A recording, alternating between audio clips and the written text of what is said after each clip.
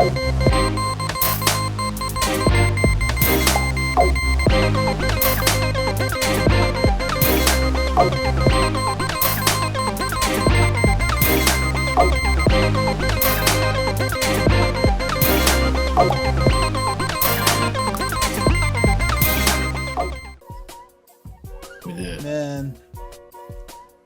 this kind of felt.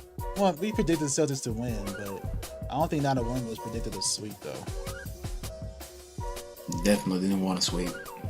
And it was close to being really competitive to like more to what we probably predicted. Probably had series, but late situations in the clutch for the Pacers were terrible, especially in that first game. Yeah. So, with that being said, shout out to the Celtics. Jaylen Brown won Eastern Conference Player of the Year. And to go back to the other series, shout out to Luka for winning, of course, Western Conference. But Jaylen got it over Jason Tatum.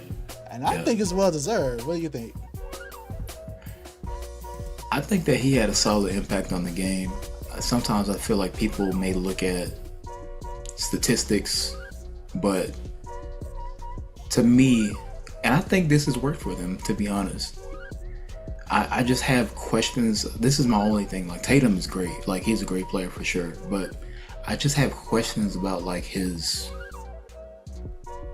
moments in the game and, like, how, like, the team feeds off of him. I feel like Jaylen Brown, the Celtics feed off of his energy a little bit more than Tatum's at the certain times in the game. And that's why I feel like he's, like, the heart of what they're doing and why he is the Eastern Conference MVP. I feel like his energy is like what drives them, if that makes sense. Tatum, yeah, he probably is going to get 32 a game and 7 rebounds or whatever, but I feel like he could do that in a loss. Whereas if Jaylen Brown is having a good game, the Celtics, and of course when Tatum is also having a good game, the Celtics have a better chance of winning. So that's why I feel like I agree, he's deserving of the award, because I feel like without him, even if Tatum is dropping 40, it may not result in what they want.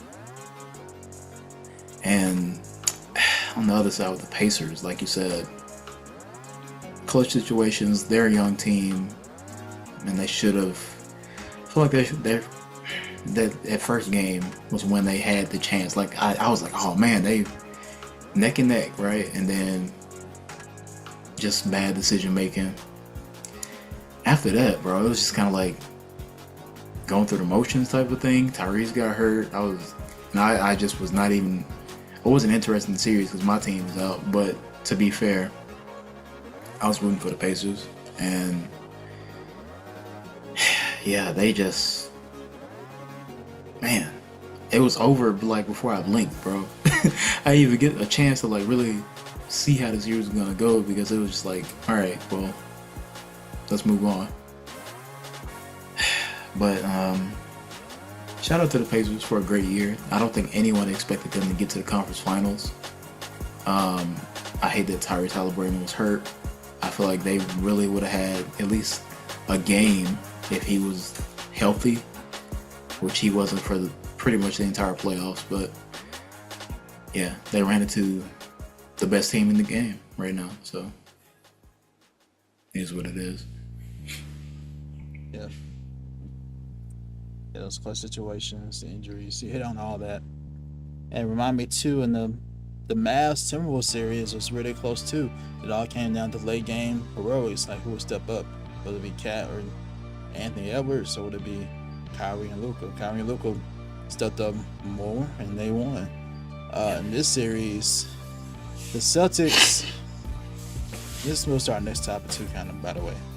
Do you have any concerns with the Celtics run? Because for them to even be in that position, though, to be behind to this Pacers team, and then to have some things go your way, but whatever the Pacers did. Yeah.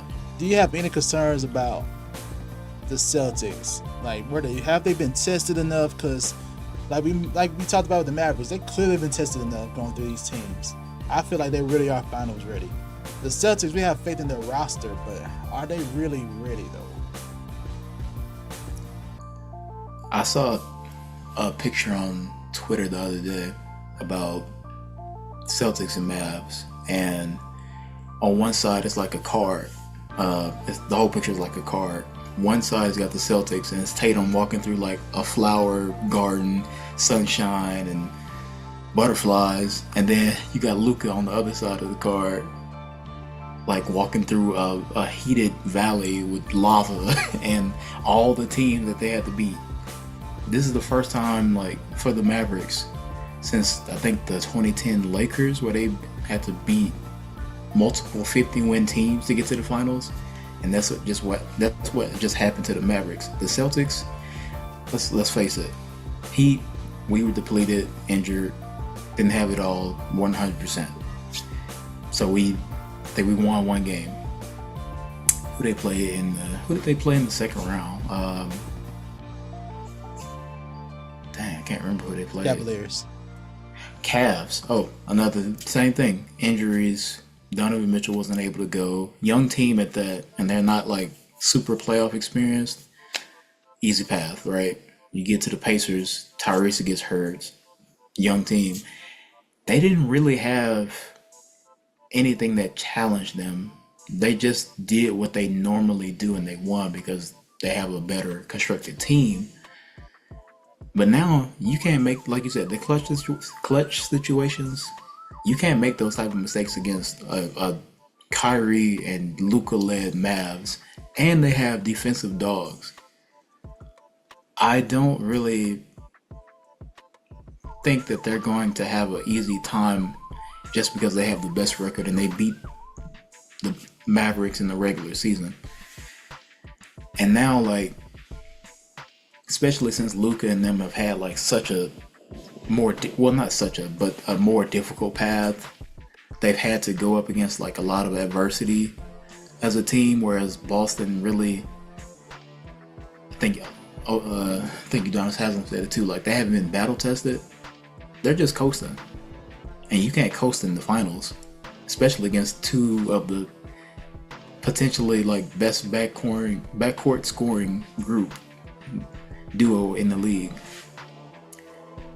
I don't think they're gonna be prepared as much because they really just haven't had a hard path. They haven't had a hard time with anyone.